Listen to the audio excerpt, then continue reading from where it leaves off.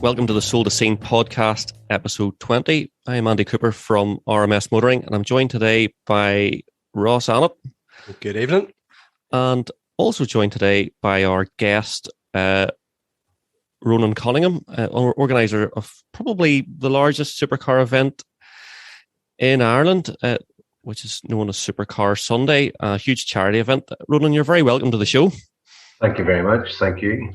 Good. Look, it's great to have you here. Supercar Sunday is probably about a week and a half away from when the show will be coming out. It's the very end of July, Ronan. So yes, the 30th and the 31st. And remind us where is it, when is it, and that sort of stuff. First of all, before we get into a bit about yourself and the history of the show.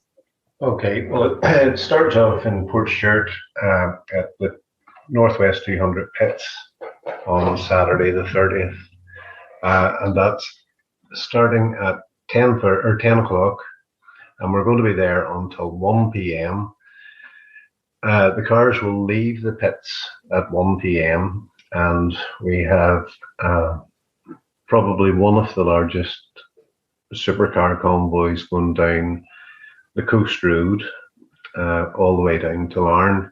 The PSNI are giving us full support and escorting us the whole way down the coast road. Any blockages or anything like that there in the road, they'll be able to get us straight past them.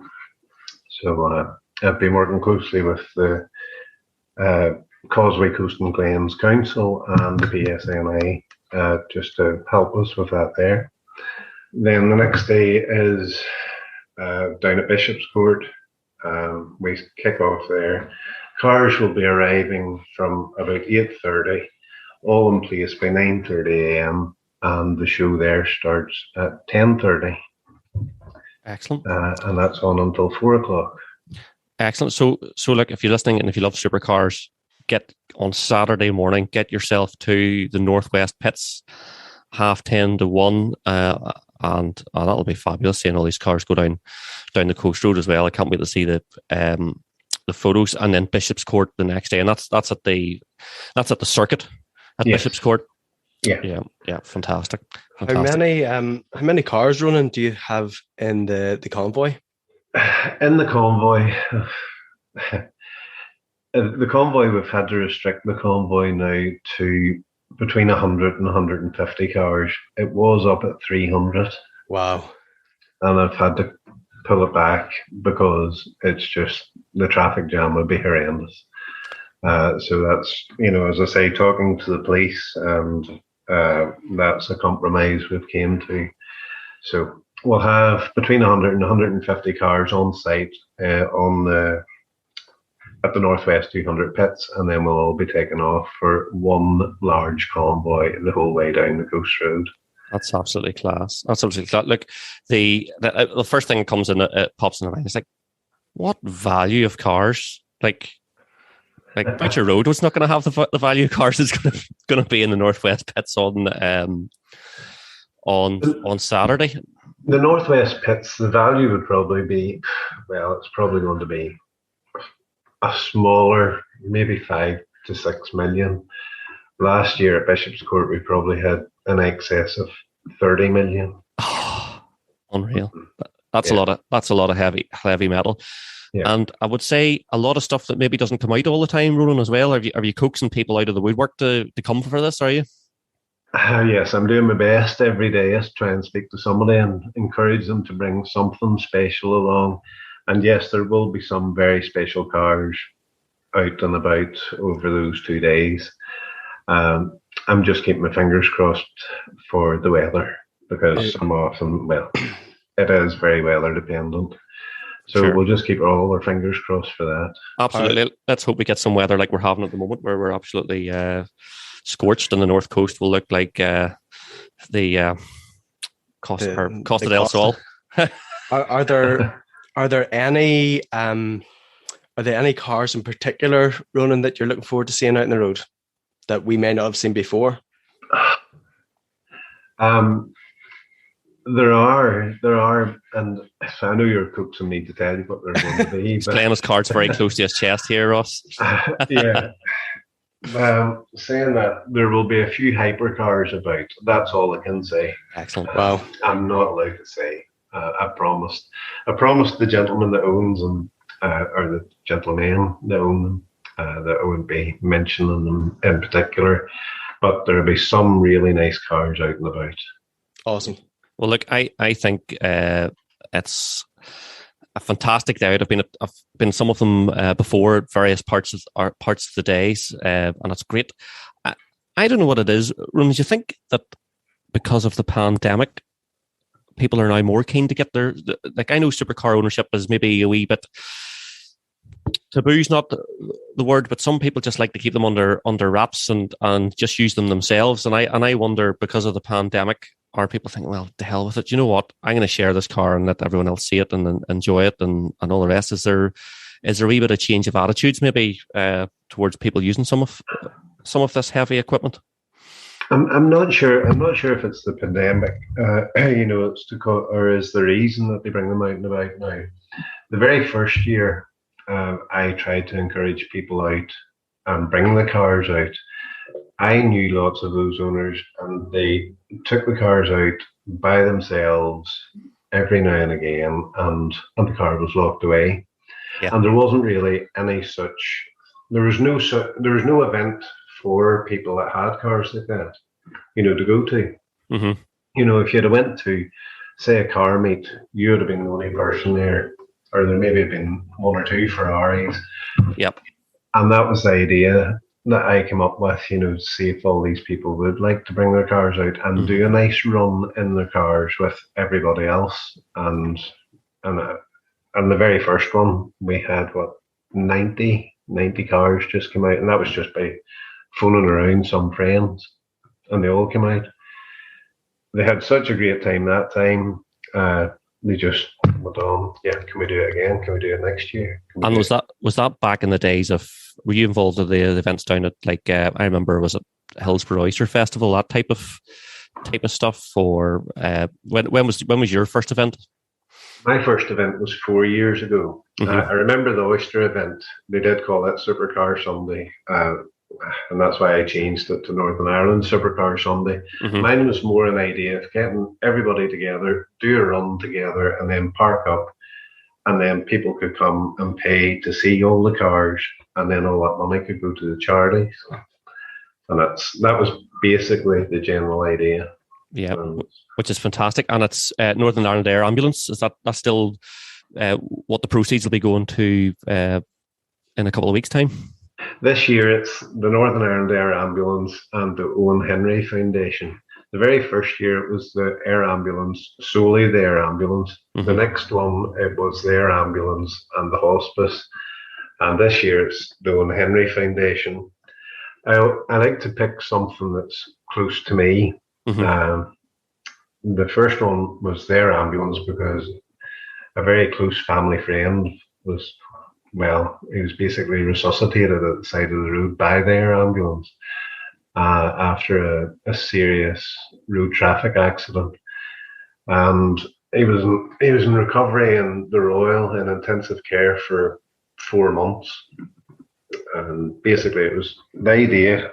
Once we knew he was going to be okay, me and his dad were sitting, and we were just having a chat, to. Anyway, we could pay their ambulance back, and I said to Tony, well, the only thing I know is, what to do in work, and I know a lot of people that have nice cars. Mm-hmm. What about, if we can gather all these people up and see if they'll bring the cars out and people can come and see if they'll pay any money, and any money we raise, we'll give it to their ambulance. So that first year we raised 20,000. Which wasn't bad for just organising it in a couple of months. Mm-hmm. And then after that, one of the guys that helped, he really helped me, get in contact with some other people to bring cars. The second reason I brought in the hospice was during that time I was organising that, his wife became seriously ill, and unfortunately passed away. I don't want to mention his name because you'll probably know him. But because of that, then the second year I done it, the hospice had been very good and looked after his wife, just in the later stages. So that's why I brought in a second charity, and that's why we brought in the hospice that year. And then knowing Henry this year is because, well, I do know Steve Henry well, and just the tragedy that's happened in his family, and that's really why I bring in the two charities, and then just divide the amount between the two. Well, look, it's excellent to be able to give something back. I'm sure all the guys who are driving and supporting the day, that really encourages them, to go as well, to be seen to be doing something and giving back. I also like the fact that you have sort of a static part of the event, which you have the Northwest pits, and then you have sort of more live action side of things down at Bishopscourt, because it's great to see these things used in a bit of anger, and the Bishopscourt Circuit is phenomenal. I only drove it for the first time last year in the GT4, and it's spectacular. And I'm sure the guys that are bringing the cars love the prospect of maybe giving the cars, open them up a bit, because supercars nowadays, like, my goodness, the capabilities are way beyond the national speed limits. Well, that was the idea, and that's why I contacted Bishopscourt. I thought there's so many static displays, and I'd been over at Goodwood, and I thought, look at the cars. You can hear the cars, you can feel the cars, smell the cars going up by. I thought we could maybe do something like this, and that's why I contacted Bishopscourt and asked, was there any way we could come together and do this display and actually get the cars out on track. So last year, I don't think I'd been done anywhere before here. So we had the static display in the centre, and then just once I said to the guys, look, you're free to go onto the track, okay, we'll send you 10 out at a time. No racing. But off you go, and like everybody just loved it. And the adrenaline rush for everybody, the spectators, for the drivers, for everybody. There was a couple of points, Ronan. I was one of your exhibitors at the last show, and I was quite close to the barriers where you could get in and out. Yeah. And there's a few times that I had customers with me, and we were sitting chatting to people, and we actually stopped everything, and everybody came out to see the cars go past, because whilst they weren't racing, they definitely weren't afraid of it. There was cars going full send there, and it was amazing to see, because Bishopscourt, Andy's driven it, I've been at it a few times. It's such a big, wide open, fast circuit. The new fresh tarmac in it, and the cars and the drivers were lapping it up without anybody being silly, really. And it was amazing to see and hear and smell, and it really is. It's something you should be very, very proud of. That you're so well respected that somebody like a track like Bishopscourt would open it up to you guys. Well, I have a massive thanks, to Jim and Roy at Bishopscourt, for allowing me to use the track. They were both amazed by the turnout. They couldn't believe it last year. I did try and tell them, there will be a lot of people want to come and see these cars, and there's a lot of people coming in their cars. But when they saw the crowds there, they were absolutely blown away. So straight after last year, they were on the phone to me saying, well, Ronan, are you going to do it again? And after a bit of persuasion, I went, well, okay, one more time. So you mentioned that one more time, and I did read this. So is this the last one, Ronan? Go out with a bang? Yeah. This is the last one. It is, because I have to be honest. I run a business as well, and this takes up an awful lot of time. This here's like 7 months in the planning. Wow. Yeah. And it's just to get everything all brought together. It's to get, well, the first thing you have to get is the track. Everything else, sort of brought in together, like, say, Charles Hurst are bringing over a race team, and, all the different components that you want to bring to the show. And bringing them all together, it just doesn't happen overnight. It's a lot of time, an awful lot of time. So, yes, unfortunately, it is my last one. So, we'll go out with a bang. Oh, fantastic. In a good way.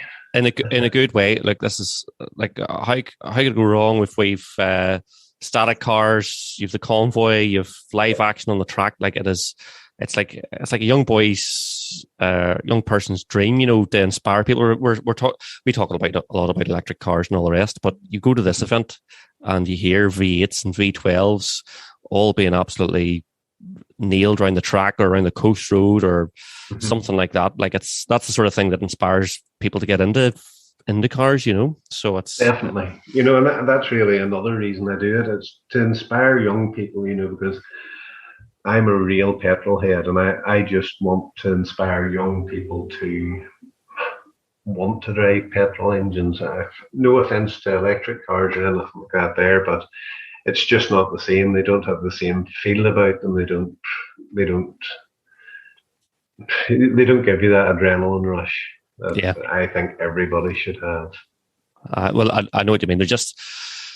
They're a different product for a different purpose, nearly. And I think I had certainly said before, and I'm repeating myself, that if I probably wouldn't have started RMS and wouldn't have had the same interest in cars and wouldn't have gone into motorsport, maybe if I was in my teenage years today, perhaps, because the world's changed so much, and an electric car just doesn't excite someone like Ross. Ross has an E46 M3, and it's the loudest. It's fairly obnoxious, Ross. It's sort of these people say cars match your personality, so it's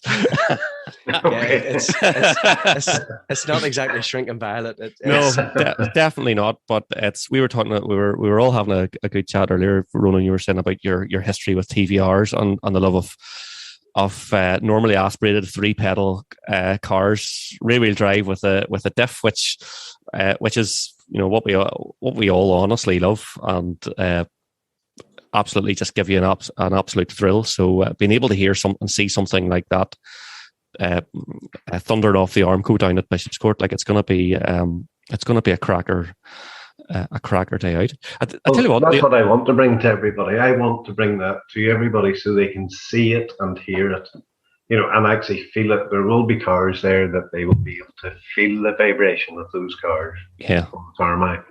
Yeah, that's awesome. And look, another thing this is typical sort of Northern Ireland. So we've had the guys that run the Dub Shed show, the GTI NI guys on, and we were at one of their shows quite recently, Eurotref, and Ross and I, and again, like yourself, those are guys who organise an enormous event. They all have their own jobs and stuff to try and work it around, and like it's incredibly demanding, and it's as I said to them, it's a credit to them, it's a credit to yourself as well, taking that time out because it's for a good cause, because it's great for the whole car community and all the rest too. It's and it highlights as well the great places we have to use these cars here. Northern Ireland's fantastic for it, the North Coast and the Coast Road, and a fantastic circuit, and all these owners have, like, we've pretty good taste here in Northern Ireland. There's the stuff that knocks about. I see Ross is smiling. Maybe not the yellow M3, Ross, but that's not true at all. It's lovely. But do you know something though? Everything you've just said there, it really is. It's so true, and it resonates because we've got car owners with some of the nicest collection of metal anywhere in the UK, Europe, the world sometimes, who don't have that pretentiousness that people sometimes associate with these supercar owners. Like, they're taking their pride and joys. They're taking cars that most of us can only dream of, and not only are they tracking them, not only are they raising money for two fantastic causes, but even last year they were doing passenger runs as well, Ronan. Which, how often is any of us going to have the opportunity to have a fast lap in a Ferrari or Lamborghini or, McLaren's around one of the best race circuits in the country. And I said, it's amazing. And I said, we're often overlooked here. And I think the run that you're going to do will definitely highlight, the cars, the roads, the people, everything about it, which makes us petrol heads, which makes us, car enthusiasts and lovers. And yeah, I just think it's amazing, and an absolute credit to you guys, the work that goes on in the background. As you said, 7 months of hard work to get to where you are now, and fingers crossed we've got this weather sticks for the next few days. I hope so. I hope so. It's really down to the weather. And you mentioned the passenger laps last year, but we are doing passenger laps this year as well. And that's really down to the generosity of all the guys that own the supercars, to bring them out and take people around. The guys, people here, they like to share and they like to show everybody, not to show. You see young people coming up to the cars and they're all excited about seeing the cars. Yeah. That's a real buzz for an owner, because the owners of those supercars, they were children at one time as well, and they felt exactly the same. So, it's just to really encourage young people growing up. Look, this is a car. Come and have a look at it. Come and get into it. Have a scoot around in it. Yeah, there's no pretentiousness here at all, and that's what I like about the people here in Northern Ireland. Yeah, and that's it. And I think maybe, as I sort of touched on it earlier, did the pandemic have any effect on people's attitudes? Maybe not. Maybe, as you say, maybe there just wasn't the right type of event, and maybe your timing was just really good, Ronan, in getting these people out there. But that's the other thing too. But no one wants to be thought of as pretentious. Like, if you love cars, and you want to try and share that. And if someone has a poster of a Lambo on the wall at home and they have a chance to get out around the track, and that's just unbelievable. You'd be talking about it for years, Yeah, it is. Like, so many children last year, they were out in the cars, and their parents were saying to us, this is just a dream come true for them. Mm-hmm. And you see their faces, and how, but not just the children, the adults as well, guys, older guys, they would have wanted to go out in a Lamborghini. They get out 2 hot laps in the Lamborghini, that just makes their day. And it's fantastic. And it's fantastic to see how happy the cars make people. Yeah, totally. Well, that's what we love. We were talking earlier on about your own car history there, and you were saying you had a TVR, and I tell you what, you need to really love cars to have the TVR ownership experience, because that is a hot and cold situation where, when it's going well, it is the very best thing, isn't it? Well, I found with the Cerbera, it was just an adrenaline rush all the time. You see, when that car was going, it just was a full adrenaline rush, and it scared you driving it, but it made you so excited driving it. I've never ever been in another car like it. Yeah. I don't think I ever will be, because they're not allowed to build cars like that anymore. No. It's a changed world with the amount of although in fairness, maybe safer cars and maybe more reliable cars too. But although we're smiling, we had a conversation with a guy in the last podcast who would disagree with that, and bought a brand new supercar recently that just wasn't as what you would call reliable at all. So not quite as reliable as you would expect when you're spending north of £100,000 in the car. Totally. Yes.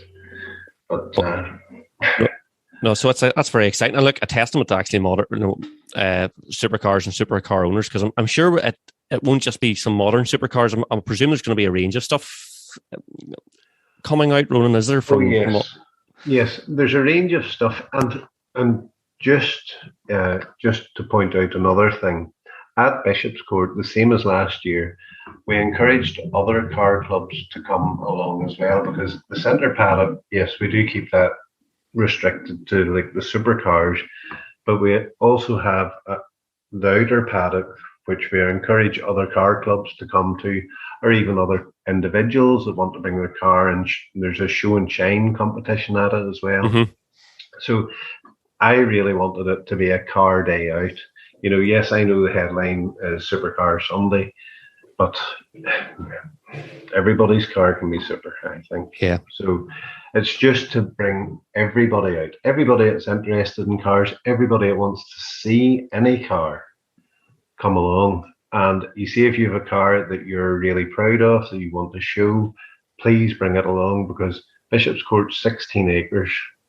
And we can fill a lot of cars in there. Wow. And importantly, if you come along, dig your hands in your pockets, because these are two fantastic charities. And I'm not just saying it for the sake of it. I support our ambulance and RNLI, the lifeboats myself, but they're two fantastic charities. When I see what Steve Henry does as well, like it's amazing. So I'm just going to kind of do the wee plug here, dig deep. Because every penny that is lifted in the day goes straight to two absolutely worthy charities. Yes, that's another thing I wanted to point out. Everything we lift goes to the charities. You know, that's why like Supercar Sunday is not a club. So there's no club. It's just Supercar Sunday. Everybody come out that day. All the money you spend goes to the charity. So there's no administration fees, there's no nothing. Everything goes to the charity.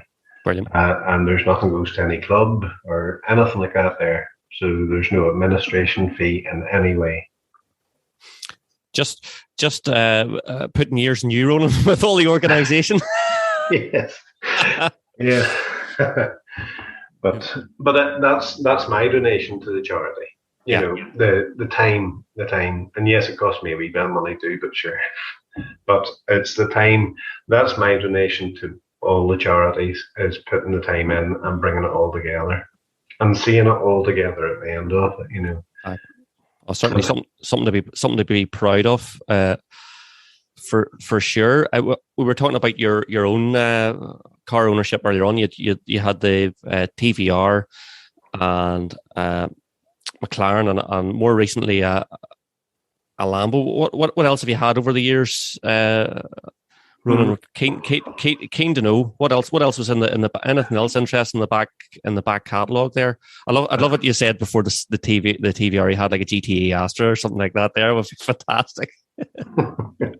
But no, what other ones? I've had a few Maseratis. An MC Stradale Maserati, it was a great car. Fantastic. An Aston Martin DBS, which I sold to, if you know, Shmee. I was just going to ask you, that's the one that Shmee got, wasn't it? Yes. Yeah, so he bought that.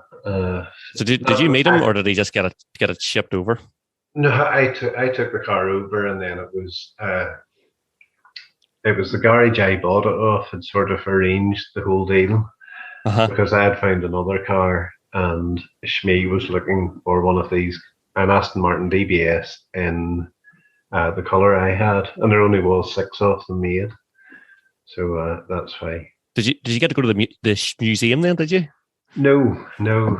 I just got to take it to McGurk's.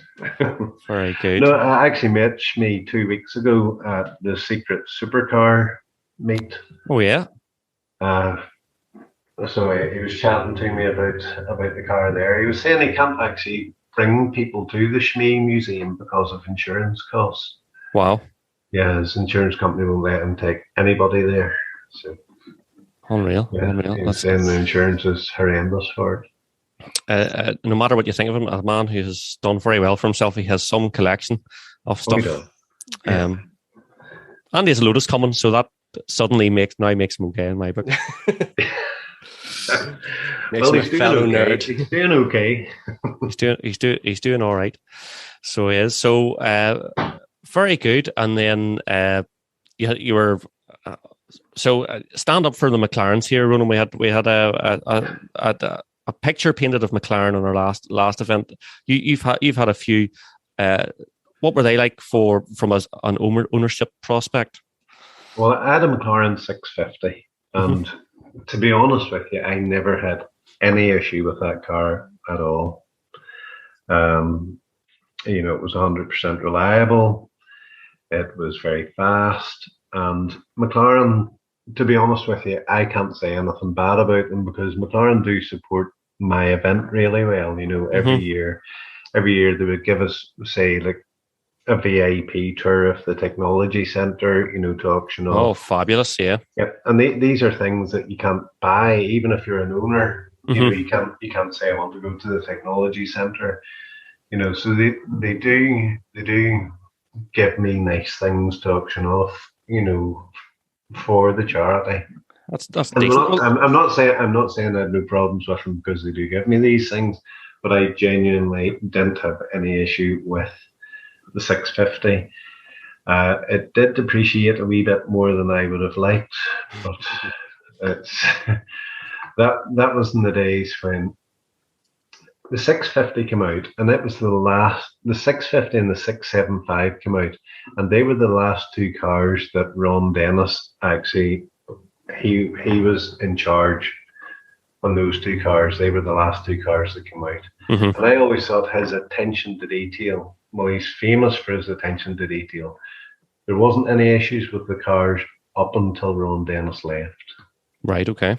After that, then it was the 570 came out, and then there was corrosion issues, 540 corrosion issues, and every model after that, yes, I've heard there's been slight issues with bodywork, paint, and things like that there. But that's my own personal view. I don't know how accurate it would be, but it seemed to be a big coincidence. I suppose it's one of those things we don't. As part of our podcast, we're only 20 episodes in, but we haven't, apart from last week maybe, or the last show, we haven't really talked about supercars that much, and it's not something that we ourselves have much experience in, or let's be honest, any. So it's interesting talking to owners, and the ownership experience of a supercar is I suppose sometimes not what I expected, and it actually requires, like, you have to be a real, a committed enthusiast. It's not necessarily, and yes, there are people who buy GT3 RSs because they can, and speculate and make a huge amounts of money off the back, and but some of these cars are properly hardcore, and they require a massive ownership commitment. Yes, to own definitely. them. Yeah, definitely. It's like any car, and it just depends how passionate you are about, the car ownership. There are people that buy them, as you say, and it's just, well, we'll buy that car, and they're not really car enthusiasts, but proper car enthusiasts. It doesn't matter what it is. Like last week, I'm out working on my youngest son's MX-5. Sure, he's 17 and he's starting to learn to drive, and he's tinkering away at this 1991 MX-5. An original pop-up headlight one, fantastic. Oh yes. He saved up last year and he bought it himself. So now he's tinkering away at it to get it ready. He wants to bring it along to Bishopscourt. So. Class. Now, is it a UK spec? Is it a UNOS, Japanese import? What type of? It's the UNOS. Yeah. But it is a limited edition one. I think there was, limited edition for MX-5. There was 1,000 of this particular one built. It's got the BBS alloys on it. And the wee car is all original from 1991. So, class. Here, what a first car. That's fantastic. And they are a brilliant car to work on, and a fantastic car to drive. Those early cars are skyrocketing in price too, but the MX-5 is interesting because it's always been the brilliant value, because actually very reliable, great to drive. So fabulous. I would get him out and track on that. Maybe stay well clear of him if he's only just started driving, but get him out anyway. Yes, well, the modification. Well, he does do slight little modifications to it. One of them was the original gear knob of my Cerbera. He had to put it onto his MX-5. Okay. It had been in my garage it's been in the garage now for about 15 years. And he found this gear knob and he goes, can I take that and put it onto the MX-5? So it's now got a TBR Cerbera gear knob in it. Brilliant. Yeah. Happy days. Well, look, you're keeping the car enthusiast stream alive there, passing it down. I've just had a wee one recently, and I don't know if in 17 years' time will she have any interest in any vehicles, because people have posters of Teslas on their wall. I can't see it, and they'll not understand their father's fascination with his old stinky petrol vehicles in the garage. Yeah, which is a shame. It is a shame. It is a shame. My fella's 7, and he's just nuts about Teslas. I'm good friends with Big Pete from PMG, and Yes. Pete took my wee Ross out in his Tesla, and just like the acceleration, it's a mental car anyway, so it is. But my wee fella thinks there's just nothing like this Tesla, Pete's. And again, it's the funny thing, that we were always fast cars, petrol, the smell of everything, and now the generation now are growing up with these warp speed electric cars, and it's just such a change in times. It is, which, well, maybe I'm a dinosaur, but I like being a dinosaur. I like the smell, the sound, just the whole emotion that goes into them.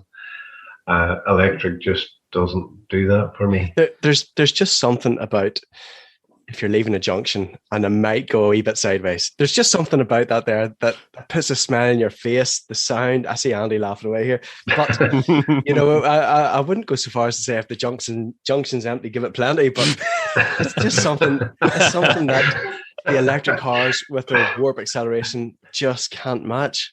Yeah, no, we need you down at Bishopscourt next week. I'm going to be there. I'm on the other side of the fence, my man. Oh, very good, very good. Well, look, we're looking forward to that. Well, what about the one of the current motors in your stable running the Lambo? What about that? Is it coming down all at the weekend? It is, yes. It's a Murcielago. So again, it's old school. Mm-hmm. It's got the 5-speed gated manual in it, and a clutch, and a big V12. That's yes, you can hear it coming along, and it will definitely be down at Bishopscourt. So I am not. I wouldn't have the most knowledge of Lamborghinis, but I do know that there was the Murcielago. Was that the first when they were part of the when Lambo were bought over by the Volkswagen Audi group? Was that sort of period, or was that? Yep. Yes, that was the first one that Audi sort of they took control, about it. It was still built in Italy, but the quality and the build quality would be better than the previous models. I've had it now nearly a year, and touch wood, haven't had any issues with it at all. I do tinker about with it a little bit, myself, but that's just how I am. I like to, just doing basic things like, what color? What color is it? Exhaust. It's black. It's black. It's all black. It's like the Batman car. Then the big huge exhaust at the back in the middle of it, and the gull wing doors, and just black as midnight. Huh? That's the one. Yes. That's it. Yeah. So it is. It's like an adrenaline rush to get into it and start it up and drive it. It's not like the modern cars. It's a lot. It's not as comfortable as the modern cars, but I like it. I like to feel that big engine behind us. I like to feel the vibration coming through the car, and I like to hear the car going. So, I'm sure. I presume it's a V12, like massive capacity, like 6+ liters, is it? It's 6.2 liter V12. Yeah, fantastic, absolutely class. Well, look forward to hearing that. Well, and looking forward to the event, Ronan. Absolutely incredible. And great story too about how it's come about, and it's all for the right causes and all the rest. So, if anyone's interested in a day out at the end of the month, it is just to remind everyone again, it is the 30th and the 31st of July. So that's the Saturday and Sunday. You keep me right, Ronan, if I get into this wrong. Right. Yep. Starting at 10:30, Northwest Pits between Portrush and Portstuart. And then 10 o'clock in Portstuart. 10 o'clock, yeah. 10 o'clock in Portstuart until 1 o'clock. And then the convoy will leave at 1 o'clock and make their way down the coast road. And then 10:30 at Bishopscourt. Everything will start there. We're not just having supercars there. We're having some single-seaters there. Fry are bringing over a few special cars, like one of their GT3 or the 488 Challenge car. They're bringing one of those over just to do a few demonstration laps, because these cars, they're never seen here. And they're Ferrari are bringing over a race team as well, to do a few demonstration laps on their new Ferrari 296. Yeah, the V6 one. Yeah, fantastic. Yes, it's the new V6 hybrid. Yeah. So they'll be doing a few demonstration laps on that and taking a few passengers out for passenger laps in those cars as well. That's incredible. That's incredible. Look, thanks for coming on the showroom. Really appreciate it, and all the best for the event. And we will hopefully see you there. Yeah. Well, thank you very much. Thank you very much for having me on here.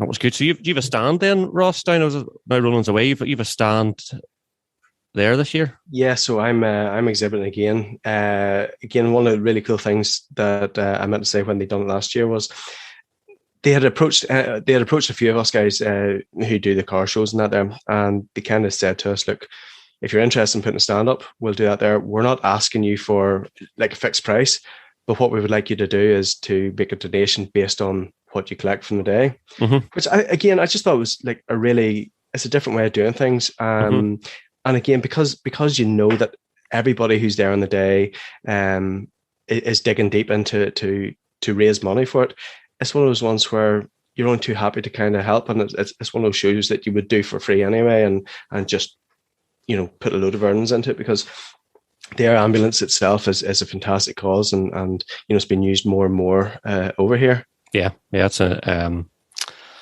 unbelievable. I was having a wee one recently. I was down around the Royal a lot, and you see it flying about the place. It's doing a lot of good. Doing a lot of good work. Is. I think it's still one of the craziest things, though, and I need to fact check me on this here, but the air ambulance can't land at the Royal Airport. The Royal Hospital. It has to land normally around Boucher playing fields, and then casualties are ambulanced from there over. There's something. Oh, wow. Yeah, there was something that the helipad wasn't fit for purpose when it was designed. So instead of kind of fixing it or getting on with it, now what they do is they drop the helicopter down by the Boucher Road playing fields, and an ambulance will then do the. Funnily enough, I've never seen it land. In fairness, no. So there you go. Well, here we did touch on it earlier on our last podcast 19 with Warren Mercer, but you and I were both at the Eurotreffin show up in Blue Circle Club outside Larne, another amazing event organised by GTI NI, and there was quite a bit of chat actually about from various people about the podcast and about Warren's revelations. Now it was nice to hear, but what a great day out as well. Yeah, it was again fantastic, and all credit to the guys, Nigel, Gath, and Connor Lee, all those ones from the GTNI team. They never disappoint, put it like that there. But once again, Eurotreffin was a standout event because, just have you ever been to a show that has just got like a more kind of relaxed, chilled out atmosphere to it, where there's just people are kind of happy to be loitering about, chatting shit, talking about cars, having a bit of fun, a bit of banter. it's an amazing setup. And again, an absolute credit to those guys for the hard work that's put in for months and months in the run up to it. And again, the weather was pretty good all day. There was a few heavy downpours, but you know what? Nobody really cared that much. There was a few of us guys at the trade tents when it came rain time. Like everybody, I think there's one stage where I had about 35 or 40 people in underneath my tent. But you know, something, it was really cool, and I love that show. It's just so nice to go to. Great day out, absolutely fantastic day out. And then we did RMS had a cars and coffee then on the Sunday as well. And it's great we turn out as well. Coffee cart in Mollusk once a month. Ben and crew organise it, so it's well worth keeping an eye on the RMS forum. I think there's another one first week of August. August time, yeah. I'm going to definitely make the effort to get up. But Sunday mornings normally I've got. Well, you'll learn about this in a few years to come. But Sunday mornings are normally like gymnastics or football or something with the kids out there. But do you know something? I'm definitely going to make the effort because. Again, like just completely randomly and coincidentally, I was traveling up to Newcastle one day last week, and there was like 7 or 8 cars coming, and there were mostly forum members. There was Gemma, there was Sammy, you know, the R34s, the Evos. There was Murph and the 350Z. So I got part of a wee mini convoy, and again, it's very reflective of the same kind of the RMS cars and coffee mates. Like it's just a really kind of cool, relaxed vibe. There's just nice people, nice cars, no shit. It's just really cool. So yeah, I'm definitely going to make the effort to get up to one of these Sunday cars and coffee mates. And if you're living under a rock and have no idea what we're talking about when we say RMS, go to rmsmotoring.com, click on forum, go into the news events section and see what's going on. You'll know what I mean. In other news, we're getting absolutely sweltered here, and I am glad that BMW chose this time to release their subscription for heated seats, because that's an absolute travesty, and hopefully it falls on its arse. It's horrendous. But do you know something? That, again, a few of the guys, this was discussed in the forum, and people have said this isn't something new, and it's not really, because my wife, she has an X5, and again, we spoke to Warren about, you know, when you're buying, you know, like a new prestigious kind of car, you would expect it to have all the bells and whistles.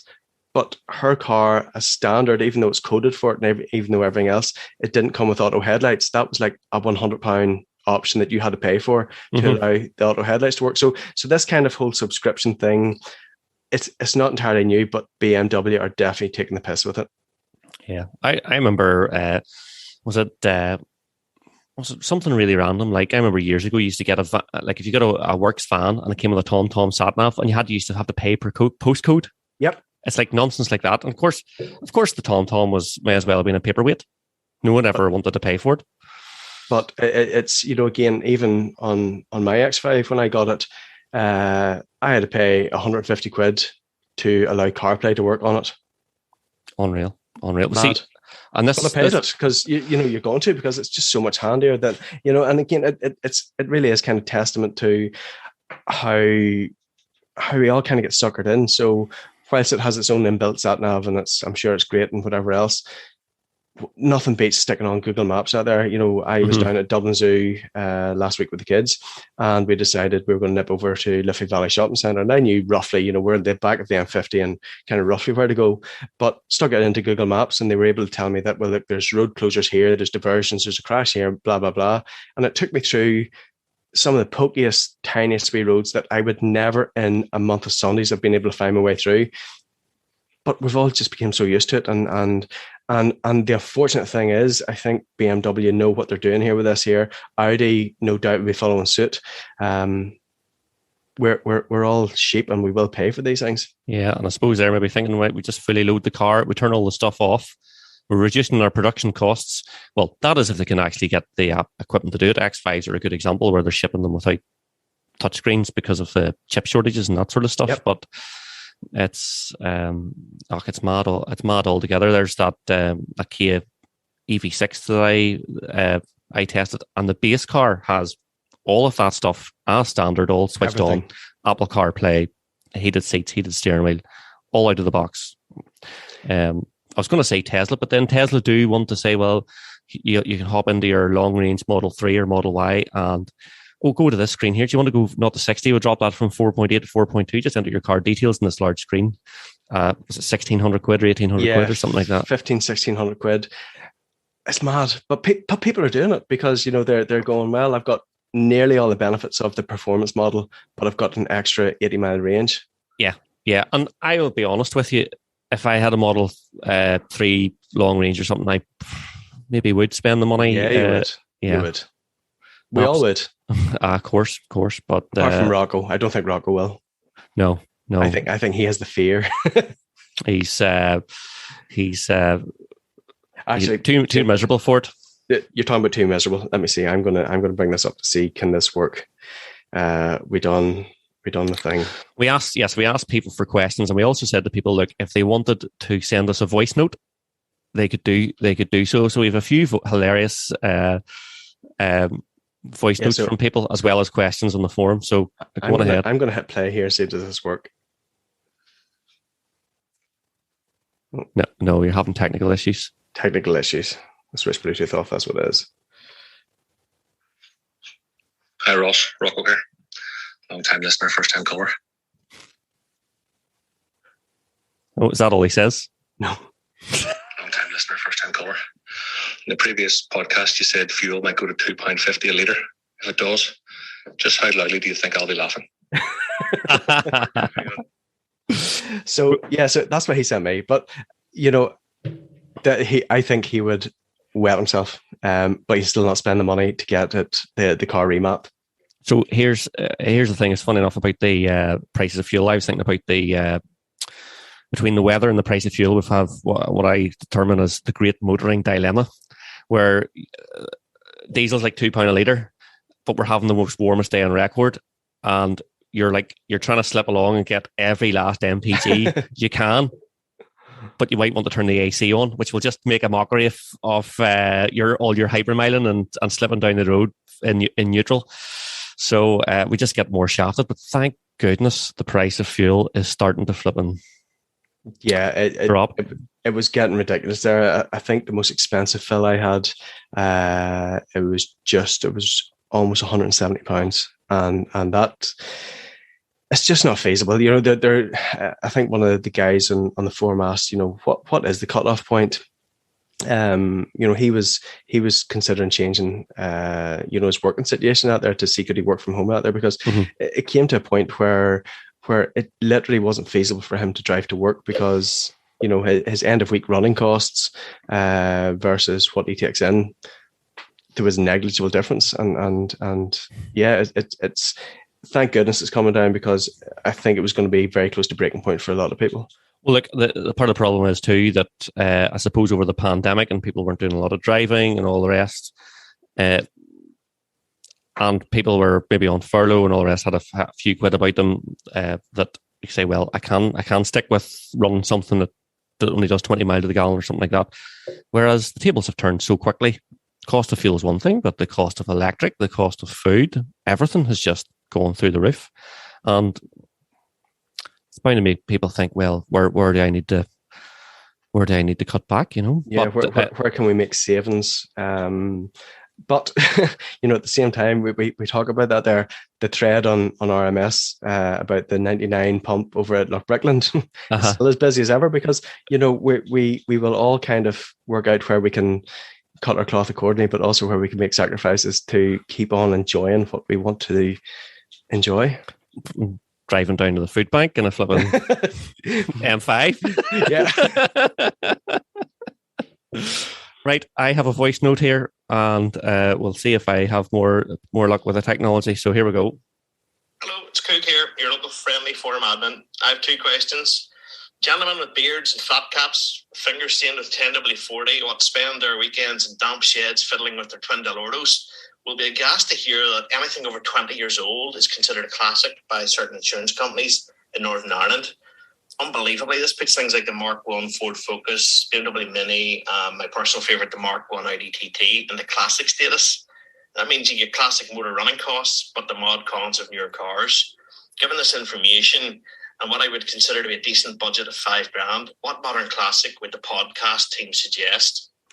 Now, he's about to go into another question there, but we'll try and pick that one up first. And this actually required us to do some thinking and some research, which was a bit of a tall ask. But thanks for your voice message, Cook. We have been looking. So, I thought first of all, I was like, how practical does this have to be?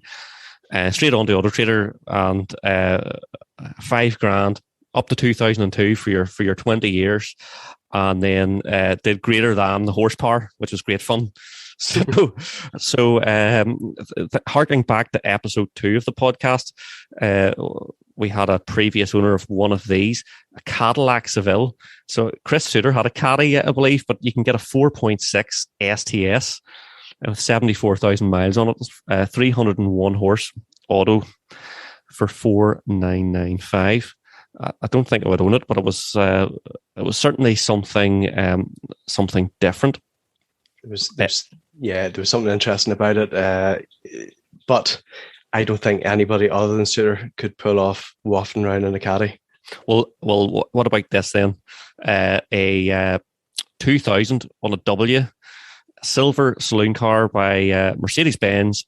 It is an S55 AMG long wheelbase for $4,950, which is also just ridiculous limoage. I could see Coog in an a 2000 S55 absolutely just wafting around in it. It would just go lovely with his history of banning other big motorway slushers like his was an XJ. That's right. He had the big long wheelbase, as you said, just the ultimate wafter. Well, there's an XJR as well. So an 01 Jag XJR 4-litre V8, 110k on it, 370 horse, and 4,975.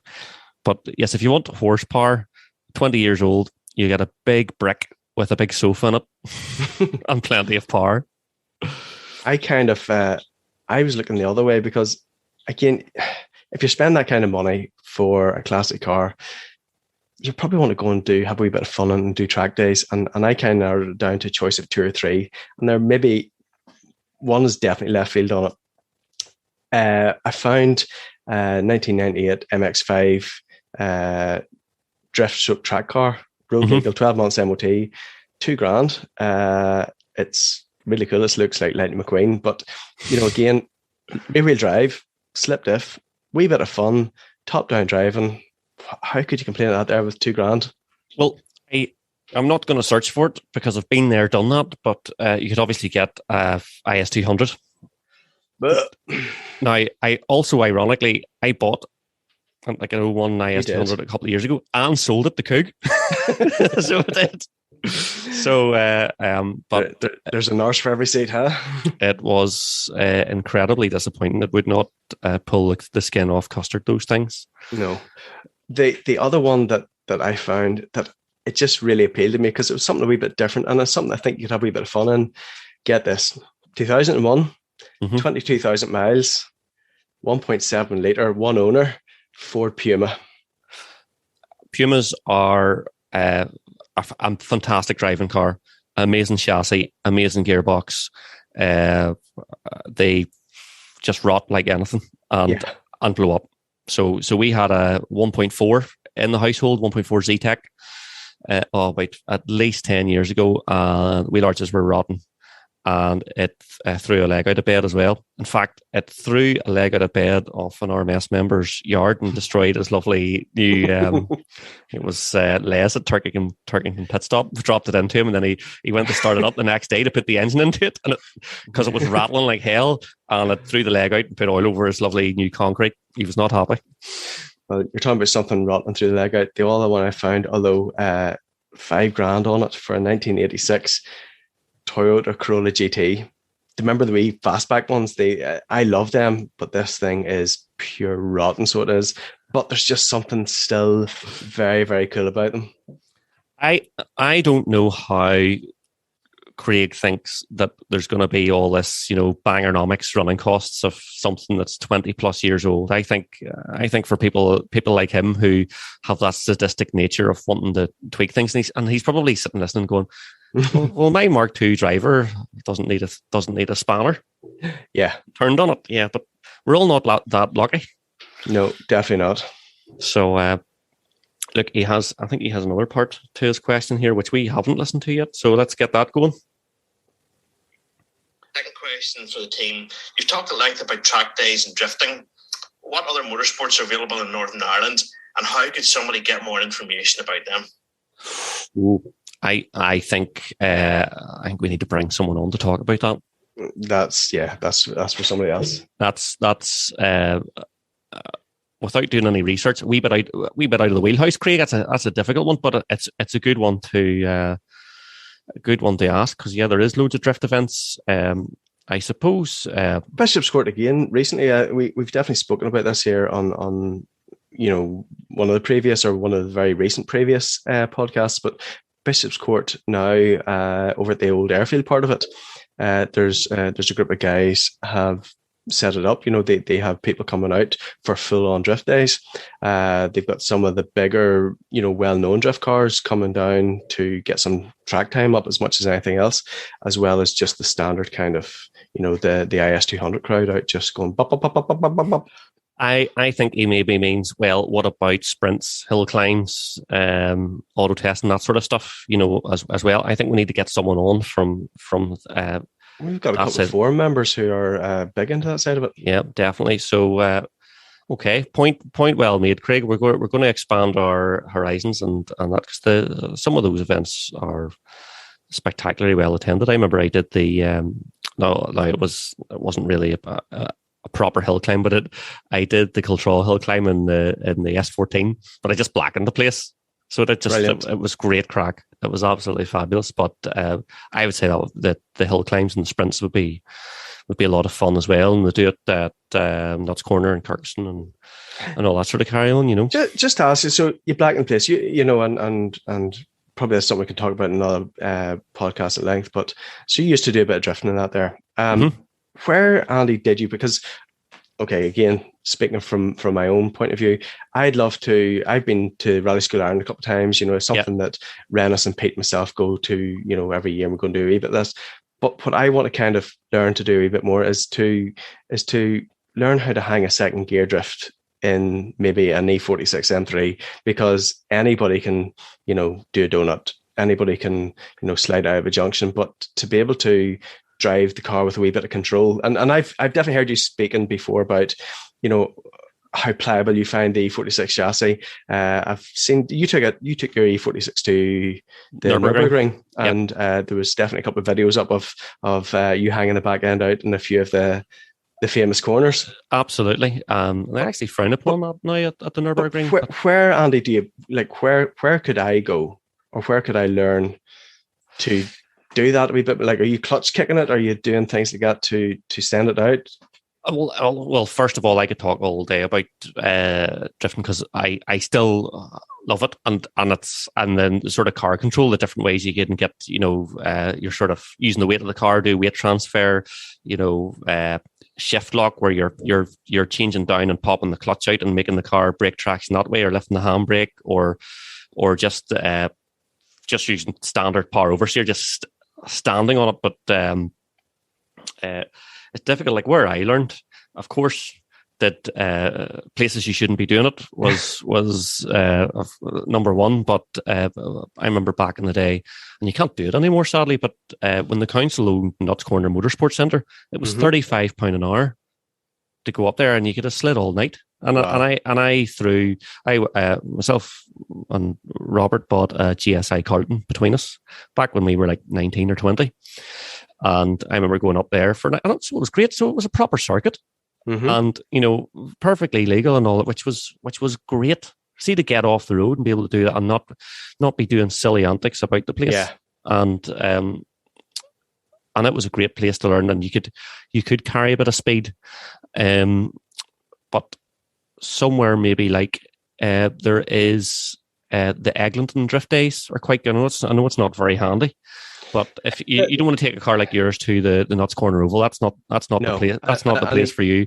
And again, Bishopscourt as well. One of the things that the guys were saying is that because the track is a lot of concrete mixed into it, tires have been shredded. So there's guys only getting like 2 laps done before they're having to go through another set of tires. And there's no fun in that either, where you want to get... I've always thought that, in Northern Ireland here, that there has to be... There's scope for that kind of, for learning and controlling a rear-wheel drive car a wee bit better than just doing these, king of the cone things. I really hope that someone's screaming at the podcast going, "Oh, what about such and such?" But as I say, the Eglinton days are the only sort of ones that come to mind that wouldn't be the type of cars that go to the Oval. Now, let me be clear: some of the guys that do the Oval, incredibly talented. Mm-hmm. There's a lot of carnage and all goes on, but there's a lot of guys in there too that are have incredible car control, and especially considering the type of vehicles that they're in. So I was able to go to the used Nuts Corner back in the day too. I could have went to the Club GTA used to run in its original form. Club GTA used to run on track days at Kirkuson, and you used to be able to drift at it. So there's photos of me drifting. You can't do that anymore. No. It's just the socially. That's the reason why you can't do it at why Nuts Corner Motorsports Centre got sold and all the rest. There was complaints, and and the council eventually had to sell the track and all the rest. And circuits are very careful about noise regulations and all the rest. And they say, well, cars revving high and tires squealing and all the rest, and it carries so far. Now, some of that I question, but but it is a shame too, because you're right, it teaches you an awful lot about car control. So I was very fortunate to be able to go to places like that and then start to go to proper drift events afterwards, and not just those facilities just aren't available here. Across the water, I'd say you would get more events. It seems to be quite popular. And Mondello. I would say you'll get the guys down in Mondello. You'll probably get even the likes of the A86 days and that sort of stuff, where they will be able to sliding about. But it's on a good circuit. Yeah, and you probably could get. You just need to get out with someone who is like, if you know anyone, Ross, who would happily shred your tires and give you a bit of running commentary. You never know who that might be. I'm being deadly serious. Like, if I could find somebody who could do that there with me and say, okay, look, this is what I can do in this car, so let me show you how you can do it. Because I don't think I'm probably too far off it, but it'd be nice to do it in a kind of safe environment. So yeah, if anybody knows anywhere, hit us up on the Instagram, on the various channels. You can hit us up on the pod, on the forum and all as well. Yep. So certainly, I would look forward to taking a few mil off your back tires. Absolutely. Very welcome. Shave a few mil off the Linglongs. So I don't think I've answered Coog's questions in any shape or form completely, but sure, neither am I too worried. What else have we got on the forum? Just reading the thread. Yes, we were talking about fuel prices. How high can fuel prices go before protests start? Well, hopefully they're heading the right direction. I'm just starting to read through the thread here now. Here's a good one. Here's a very topical one. Would you ever buy a car sight unseen across the water and get it transported home? I did. I bought a new car that way because I sort of figured I was buying it from a dealership. So how bad can it be? So let me ask that another. Had you been in one of them, like locally anyway, to see what it was like? Or had you just... Yeah. All right. Okay. So it was brand new. So you sort of had an idea of what you were getting. I had an idea of what I was getting, but again, it was just very much done that it was a day of planes, trains and automobiles.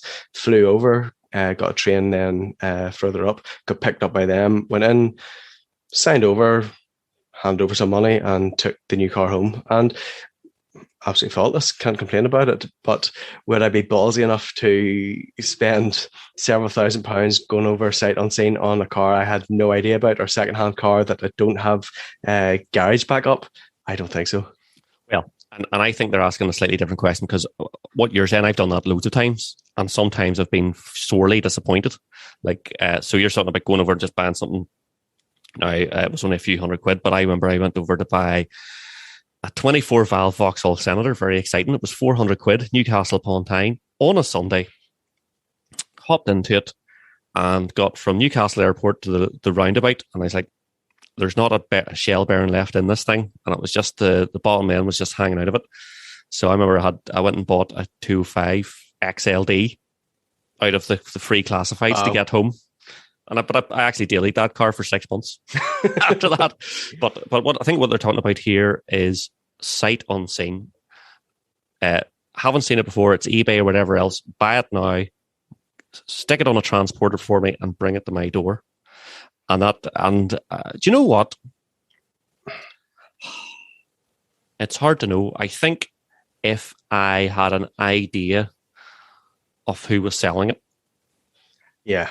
If you're on an owner's forum or something like that, and there was all these threads and all this sort of stuff, maybe. But you know what? Lots of people do this all the time. Whether it is a 3 a.m. purchase on a Sunday morning because they're full of tequila, or it's COVID and people couldn't go anywhere. Like I think to answer that question is Alpine F30 asking the question. His avatar's hilarious with Cletus from The Simpsons on it. But that's Alpine F. That's Chris Marin. So yeah, I think loads of people have done that over since the pandemic. It's become normal. No, I think the other thing in that question is what's the value of the car, And again, you flew over sight unseen on a £400 car that turned out to be a scrapper. Mm-hmm. Surprise! Would you have done the same thing with a £4,000 car or a £14,000 car? Well, I bought my GT4. I'd never driven a GT4 before. I flew over and drove it. And part of the problem with that was no one would let me drive a GT4 as well. And I had went to 3 or 4 different Porsche dealers in various parts of England, and no one would let me drive anything. And so my first drive of GT4 was a guy met me at the airport. It was such a shock in the GT4, and he just said, "Right, hop." He says, "Sure, you have it insured?" And I was like, "Well, yeah, I do." This is before money had changed hands. Right, hop in, and I drove it for 40 minutes back to his place. Wow. Yeah, So, but like, if it didn't work out, I would just flown home. You just get home, Stuff happens. I'll go into it sometime about the time I bought a 200 SX, which had a broken turbo and drove it from Preston to London to get it fixed, and then did 2 track days on it. I'll tell you about that some other time. But that's the sort of stuff you get into, The only thing I bought sight unseen actually that is in my mind. So I bought a lorry. Okay. I bought a lorry sight unseen. So a few years ago, I had a contract, and that required me driving the HGV. Mm-hmm. I had a small 7.5 ton DAF, and I needed something bigger to carry a heavier load. Couldn't find anything on this side of the water, and got speaking to a dealer over in England, somewhere outside Lincolnshire. I can't even remember where they were. Anyway, we talked about things. I sent him over some photographs and videos of my wee lorry, and I told him I needed something about 18 ton. So this was 7.5 ton. I meant I needed an 18-ton lorry, not 18 ton of a load. so I got the Jonathan Swift, so the fast ferry from Dublin over. Drove about 3 hours up to beat this guy in truck services.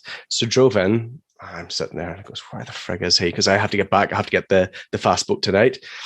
Phoned him and he goes, I'm here. And I goes, where? He says, I'm here waiting for you. I goes, well, I'm here like 40 minutes and I haven't seen you yet.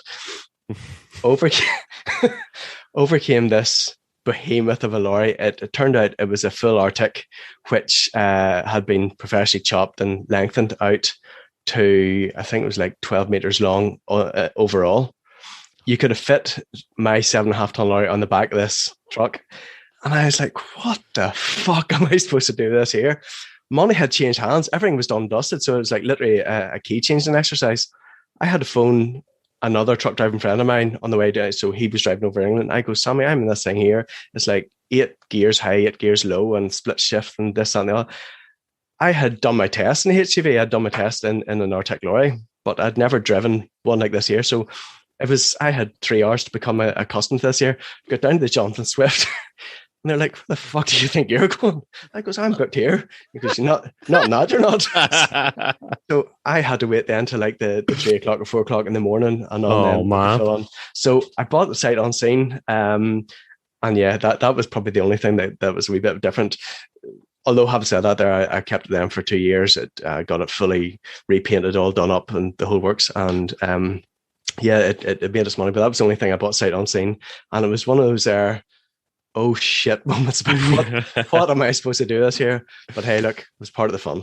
I just realised that those questions we had actually answered a fair few of those in the last show as well. Of course, that was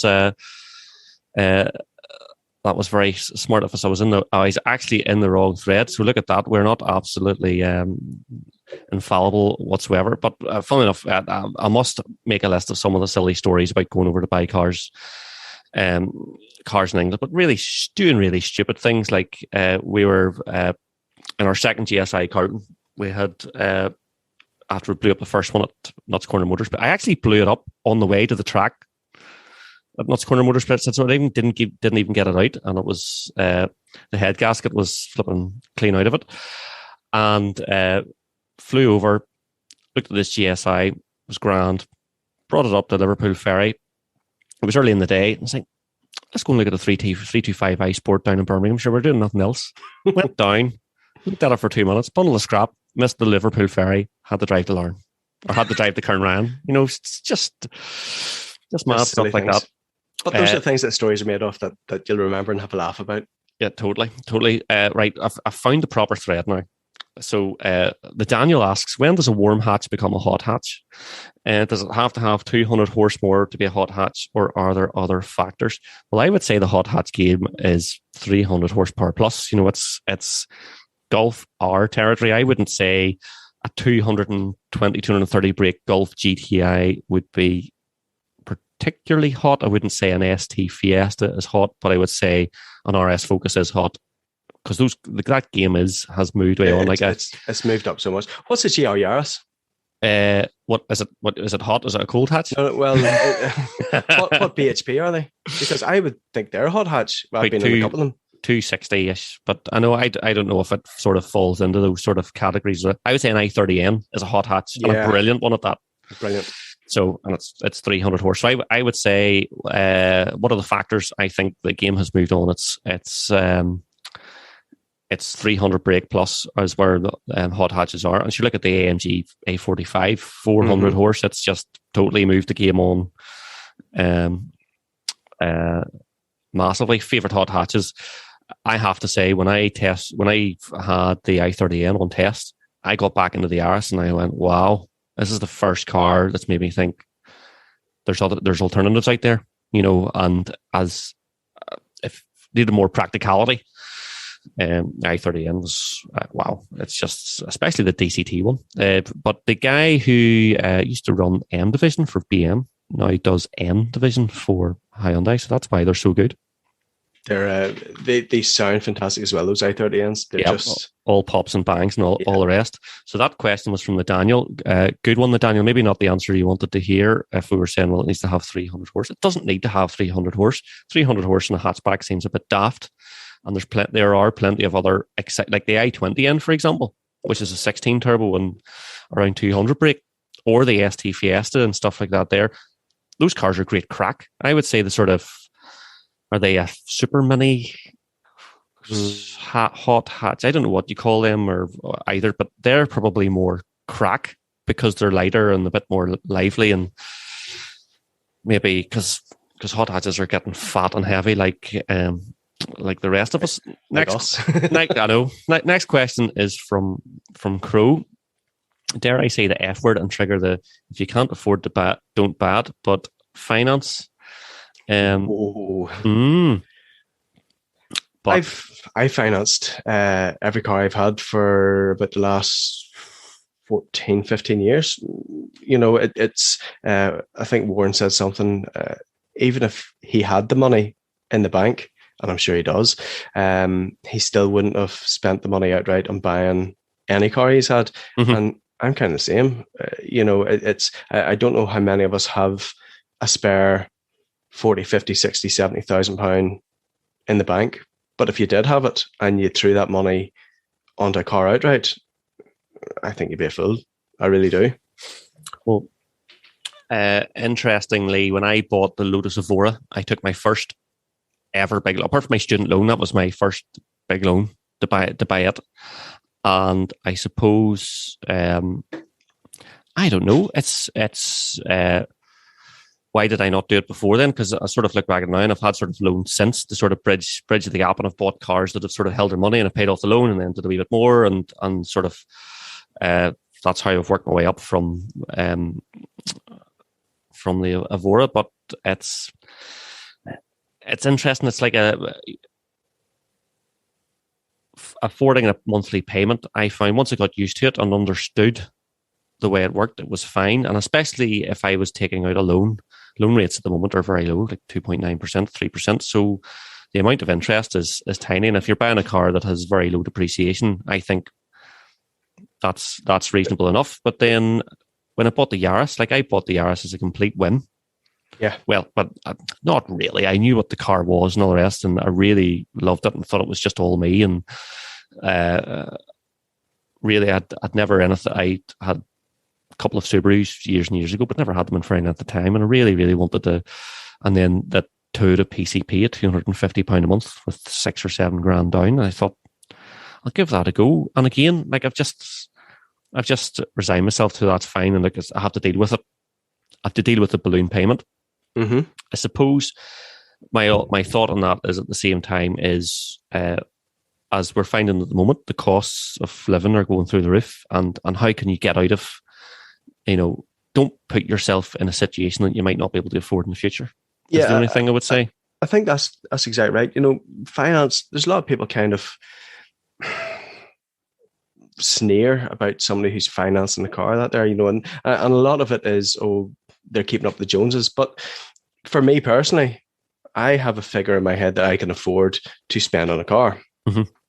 And if I spend all that money, great. And if I don't spend all that money, no me, I'll waste it on something else. So I've kind of just been of that mindset for us at the last 15, 16, however long it is anyway, since I've been leasing cars. And I just got into that way very soon. Am I right doing it? Am I wrong doing it? I don't know. I've definitely made mistakes along the way. There's no doubt about that. And the current car I'm in, the X5, is probably the only one that I'm going to make money on if I was to sell it. At the end, I know that my balloon payment is less than what they're currently booking at. Yeah. Which is going to leave me quite a bit of it.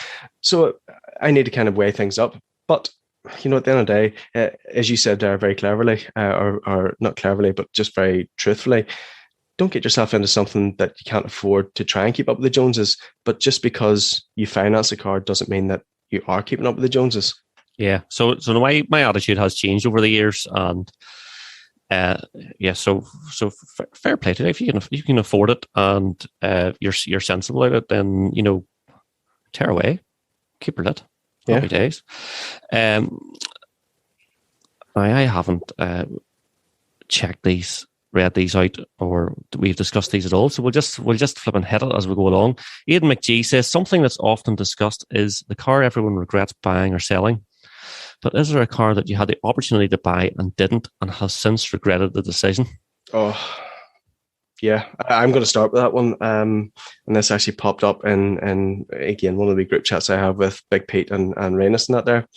An RX-7 has popped up, and I had the chance. Yeah, you do the woof. I had the chance. I'm going to count back roughly, probably about 17, 18 years ago. I had the chance of picking up either an RX-7 or an MR2 turbo. Mm-hmm. And I went for the MR2, and I really, don't get me wrong, at the time, and again, there's photographs in RMS, we'll have to dig it out. I love the MR2. It was something different about it. It was the T-bar, it was the import, pop-up headlights, it was painted neons. House of Colour. Yeah, neons underneath, yep. 18-inch chrome wheels, painted House of Colour, candy orange. It was fantastic. I love the car, but I could have had an RX-7. Yeah. And an RX-7, what a problematic piece of art. Do you know what I mean? It's just Hollybrook have got one coming in or in at the minute that somebody messaged me about would be interested in a trade-in on a yellow car against it. And I don't think I can do it, but the RX-7 for me was the car that got away. I can't believe in hindsight I was as stupid as I was, but I loved the MR2 at the time. But yeah, for me, that was the one that I should have bought. Well, in a moment of complete stupidity, I had the right opportunity and the right decision right in front of me very recently. And did I do anything about it? No. I should have bought a GR86. There was only 200 or 300 coming to the UK. And I could have just got out of the Yaris and into one of those with no difference in like monthly cost or else. And I had a brand new flipping Toyota rear-wheel drive, all the rest, and doing a same type of really enjoyable daily driver. Another lovely Toyota. It's just, and I'll use the example of people say to me, well, you sold a GT4. Are you mad? Yeah, but I've had a GT4. It was awesome. And I'm going to have something else. And I could have done exactly the same thing, maybe from the GR Yaris. Like, why would you sell it? Well, I love it, but I don't have the money to keep all these cars, but I could have just stepped out of one into another. And I just slept in. I missed the online sale because it was only on Toyota and it sold out within a couple of hours. And it's like, yeah, but I knew that and that car is just, again, like it's going to be even more exclusive than the Yaris. And it was exactly the same money. So that was just idiocy on my part. And I was in Toyota about a week later getting the Yaris serviced. And I was like, can you do in? He's like, no, that's all direct with Toyota. Like the boat has set sail. So, but look, what's for you won't go by you. And I'm a big believer. I say, things like that all the time. If it's for you, it wouldn't pass you. 100%. And then Boydie asks if you were fortunate enough to have 200 grand burning in a hole in your pocket, would you buy a car or outright or still finance it? I think if that sort of money, like you would still, finance it. Absolutely. Yeah, absolutely. ALN asks, what's your earliest car memory? Well, I remember being very young and being someone in the family had a Jag, like something Cook would have had, and I was afraid to go in it.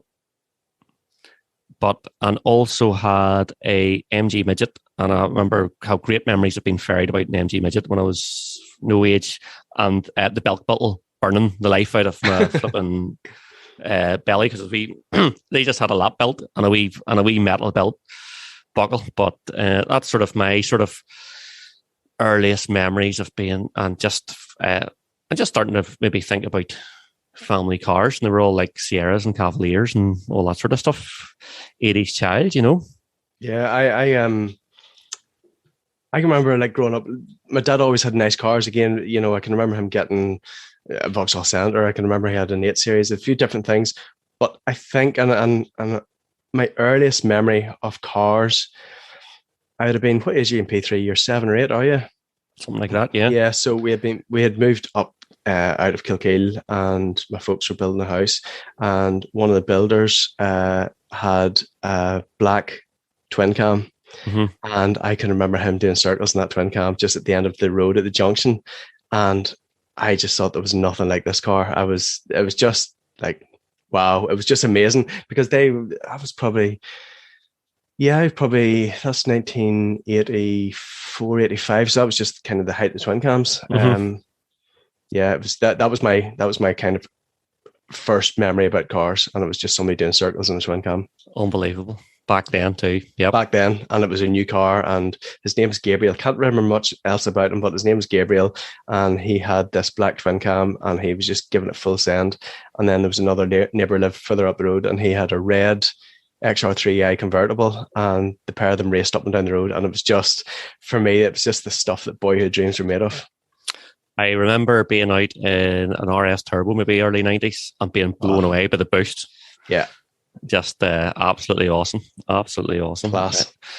Cold apple pie with hot custard or warm apple pie with cold custard. Fuck. That's an easy one, Gareth. I would have the warm apple pie and cold custard, please. Big custard fan. I think I'm actually the opposite. I would have cold apple pie and warm custard. favorite biscuit. Boydie's actually actually answered the question for us. He didn't actually realize the point of the thread was for us to tell us, but his answer's very good. A caramel digestive. I do like a toffee pop. Toffee pop's good. I think I'm a sucker for those big fat German biscuits. I just love them. And then Rigger's a real awkward question here. You've any budget, but only one car to drive for the rest of your days. What do you choose? And choose anything. And I don't know. That's just far too a wide range. That we'll have to come back to that one because that's a monster question. I think I'm going to come back to it, but I think for me, it would be something like a Range Rover SVR or an X5M. So I would want something big, but still stupidly powerful. Rigger drives something big and stupidly powerful. He has one of those big Jags with the 5-litre supercharged engine. It doesn't XJR 575. Yeah. So he drives something, but I think for me, I'd want something with at least 500 or 600 horsepower, but just big and room and space around me. Yeah. Yeah. Oh, I don't know. I'll come back to it. That's what I'm going to think about. Favorite piece of here's another difficult question. See, we need to do more research for this thing. What's your favorite piece of automotive paraphernalia you own? Oh no, we're the eyes are rolling here. Yeah. We're flipping, thinking if you could only see us, we're contorting our faces, thinking, well, what do I have that is it's like a Pirelli calendar, a Max Power calendar from about 15 years ago. Oh yeah, that's my favorite. Like you see the back of Harry's garage and the wall. There's all the Pirelli calendars with the post-it notes over the nips. So race between when's the race between my Yaris and Suter Menswear's Fate? LOL. If you could have one car back that you've previously owned, what would it be and why? I had a lovely Integra Type R. Really, sort of the VTEC. My old R33 Skyline actually surfaced recently. A few pictures going about, and it's been sort of restored back to. But wouldn't want to have it back. It was kind of heavy, and the RB25 was expensive to keep.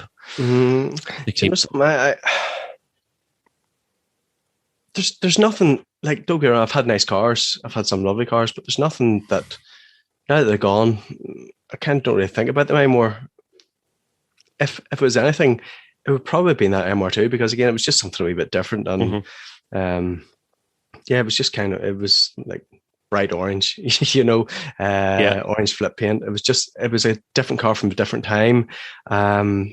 And again, I'm reliving a lot of nostalgia because some of the Max Power cars are making a real comeback, and I would love to have something from the Max Power days that we grew up with. So if I was to have anything back, it would probably be something like that was just silly and stupid.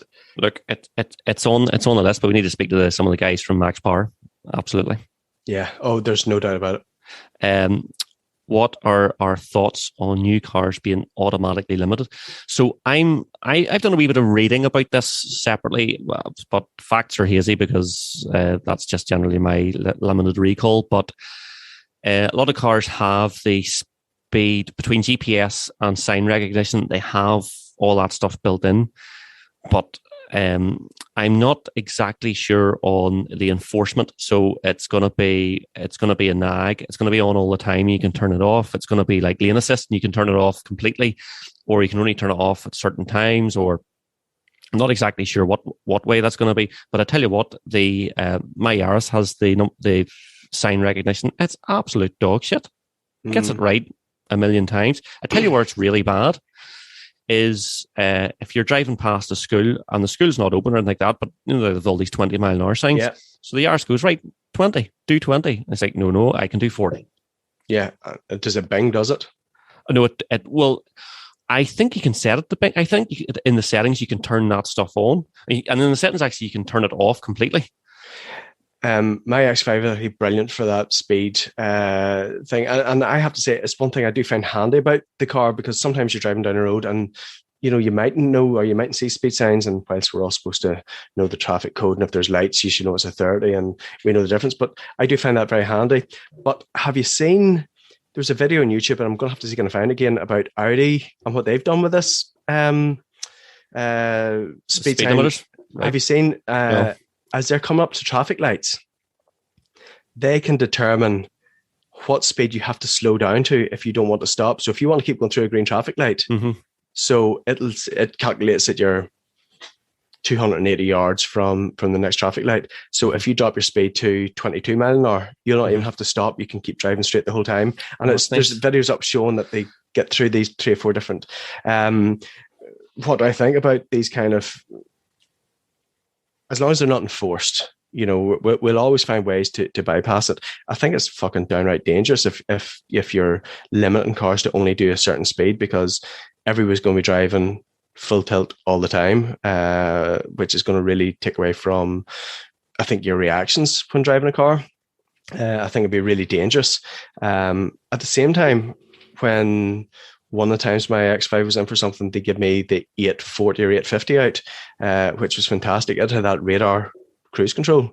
Yes. And I had it, like, when I say an effortless drive from Belfast over to Enniskillen, like literally when I set cruise control on, I didn't have to touch accelerators or brakes the whole way over. It stopped me coming up to a light. It let me know when traffic lights were coming up. So there's some parts of it are definitely, as technology is evolving, I think it's, it can only improve and make driving certainly safer. But radar cruise is an interesting one because of all the EVs I've tested, they all behave in different ways. Like some of them, you could be tracking a car up to a roundabout and it could be in a 60, and then the car disappears and suddenly, oh, there's a roundabout. Let's empty it into the central reservation here. Whereas I think was it the i4M50, which maybe sort of it was like, oh, you're coming up the roundabout, so we'll just ease off here. I was like, yeah, that's easy. Like, you want to have that stuff on when you're doing a commute and the boring A to B type driving, but you just want all that stuff out of the way when you want to drive yourself, and that's the best of both worlds, isn't it? Yeah, it really is. I think part of this whole autonomous driving is they're dumbing us down slowly but surely, so that when these mandatory speed limits and things like that will come in, and we all know, I would imagine, Andy, in our lifetimes, the days of us driving up road well into triple figures are gone. I don't understand what you mean, Ross. No. kilometers per hour. Kilometers, aye. Get up the old 120 on the 120 kilometers an hour on the M1 autobahn down to Dublin Airport or something. Absolutely. Yeah. So look, there's a lot more questions there. I think we'll pick those up when Gary returns on his hauls, because there's some good ones there about how do we get into RMS and all the rest. I think we'll get a bit of a yarn about that. Yarn about that. But I think on that note, we will engage our flipping automatic speed limiter here and be driven into a wall at 20 mile an hour, something ridiculous like that. Thanks for listening. Remember to like, subscribe, and do all the stuff we're supposed to tell you to do. But I actually think giving us a good review on Apple Podcast and all that, it really does help get the awareness of the podcast out there. To follow us, we're the forums everywhere at RMS Motoring, and of course on rmsmotoring.com. You can email any questions or any voice notes to pod at rmsmotoring.com. They're good crack, so let's get some more of them. And or you can hit us up on the podcast section on the forum. Thanks for joining us, and remember, there's no warranty. This was sold as seen.